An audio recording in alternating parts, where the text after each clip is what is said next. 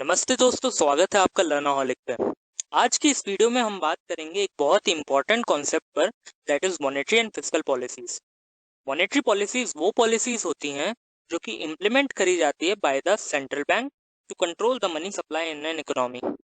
Money supply का मतलब है total amount of money that is available in the economy at a particular point of time.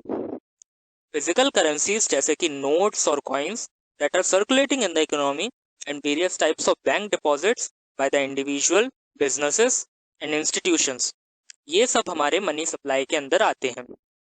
Money supply को control करने से central bank inflation, unemployment और ऐसी काफ़ी सारी प्रॉब्लम्स को कंट्रोल कर सकता है इकोनॉमी में। कुछ इंस्ट्रूमेंट्स जिनके through central bank money supply को कंट्रोल करता है are bank rate, open market operations, repo rate and CRR, that is cash reserve ratio. आइए सबके बारे में एक एक करके बात करते हैं। First is bank rate. Bank rate वो रेट होता है जिस पर सेंट्रल बैंक लेंड करता है मनी कमर्शियल बैंक्स को। नाउ अगर इकोनॉमी में इन्फ्लेशन ज़्यादा है तो सेंट्रल बैंक रेट को बढ़ा देगा, जिसकी वजह से कमर्शियल बैंक्स लोन नहीं लेंगे सेंट्रल बैंक से, इस जिससे उनके पास कम पैसे बचेंगे जनरल पब्लिक को लोन प्रोवाइड करने के लिए। इससे मनी सप्लाई कंट्रोल में आ जाएगी और इन्फ्लेशन कम हो जाएगी इकोनॉमी में। एंड सिमिलरली अगर इकोनॉमी में इन्फ्लेशन कम है देन द टारगेट इन्फ्लेशन, तो सेंट्रल बैंक कम कर देगा बैंक रेट को to control the price level और इन्फ्लेशन। इससे पता चलता है कि everything is connected in the economy. Next is open market operation. Open market operations में सेंट्रल बैंक सेल और परचेज करता है गवर्नमेंट सिक्योरिटीज की इन द ओपन मार्केट, जिससे वो मनी सप्लाई को कंट्रोल करता है। अगर इकोनॉमी में इन्फ्लेशन ज़्यादा है देन द टारगेट इन्फ्लेशन, तो सेंट्रल बैंक सेल कर देगा गवर्नमेंट सिक्योरिटीज को, जिससे लिक्विडिटी यानी कैश कम हो जाएगा इकोनॉमी में से, which the which implies that money supply कम हो जाएगी तो इन्फ्लेशन भी कम हो जाएगी और कंट्रोल में आ जाएगी।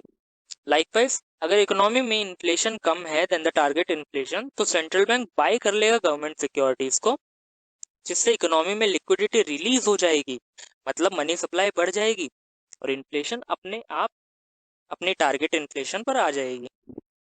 Now next instrument is repo rate. Repo rate is the rate at which central bank provide short period loans to the commercial banks by buying the government securities.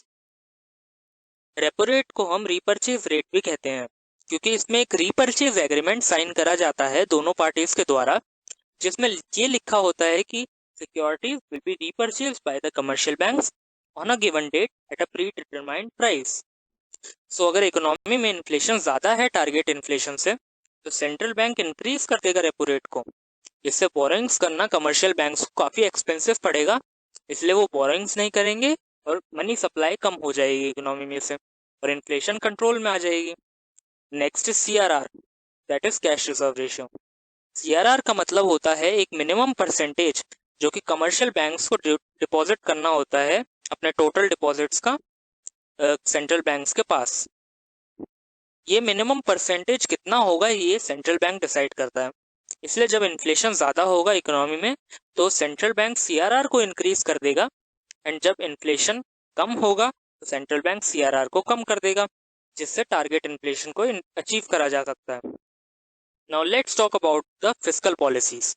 देखिए, फिस्कल पॉलिसीज वो policies होती हैं जो government के द्वारा implement करी जाती है, जिससे macro economic problems like inflation, unemployment, ये सब कंट्रोल में करा जा सके। Some common fiscal policy instruments are taxes, government expenditure and subsidies. Now talking about the taxation, अगर मान लीजिए इकोनॉमी में हाई इन्फ्लेशन है तो गवर्नमेंट टैक्सेस को बढ़ा देगा, जिससे लोगों के पास डिस्पोजेबल इनकम कम बचेगी, जिसकी वजह से एग्रीगेट डिमांड कम हो जाएगी इकोनॉमी में से, इससे इन्फ्लेशन कंट्रोल में आ जाएगी। Next is government spending. As you know about the equation of aggregate demand और open economy, that is aggregate demand is equals to consumption expenditure plus investment expenditure plus government expenditure plus net exports. So इस aggregate demand की equation से हमें साफ पता चल रहा है कि अगर गवर्नमेंट अपनी स्पेंडिंग को ही कम कर देगा, मतलब गवर्नमेंट एक्सपेंडिचर को कम कर देगा, तो हमारी एग्रीगेट डिमांड कम हो जाएगी, जिससे हाई इन्फ्लेशन जैसी सिचुएशन को कंट्रोल करा जा सकता है। गाइस, ओपन इकोनॉमी वो इकोनॉमी होती है जिसमें रेस्ट ऑफ द वर्ल्ड से भी ट्रेड होता है। Now next is subsidies. Economy में हाई इन्फ्लेशन की सिचुएशन में अगर गवर्नमेंट सब्सिडीज को कम कर देगा काफी हद तक, तो इससे बिजनेसेस की कॉस्ट एडवांटेज जो है वो कम हो जाएगी, मतलब उनकी अब कॉस्ट ज्यादा लगेगी आउटपुट को प्रोड्यूस करने में, जिससे आउटपुट कम प्रोड्यूस होगा इकोनॉमी में, जिससे इन्फ्लेशन कम हो जाएगी। एज इन्फ्लेशन एंड आउटपुट में डायरेक्ट रिलेशन एग्जिस्ट करता है। So that's it for today guys. अगर वीडियो अच्छी लगी हो तो लाइक कीजिएगा और चैनल को सब्सक्राइब कीजिएगा, और प्लीज कमेंट्स में अपना फीडबैक जरूर शेयर कीजिएगा। इससे हमें भी मोटिवेशन मिलेगा और इन्फॉर्मेटिव वीडियोस बनाने के लिए। बाकी अगर आगे और बढ़िया बढ़िया कॉन्सेप्ट्स के ऊपर वीडियोस आने वाली हैं, तो stay tune for more updates. Will meet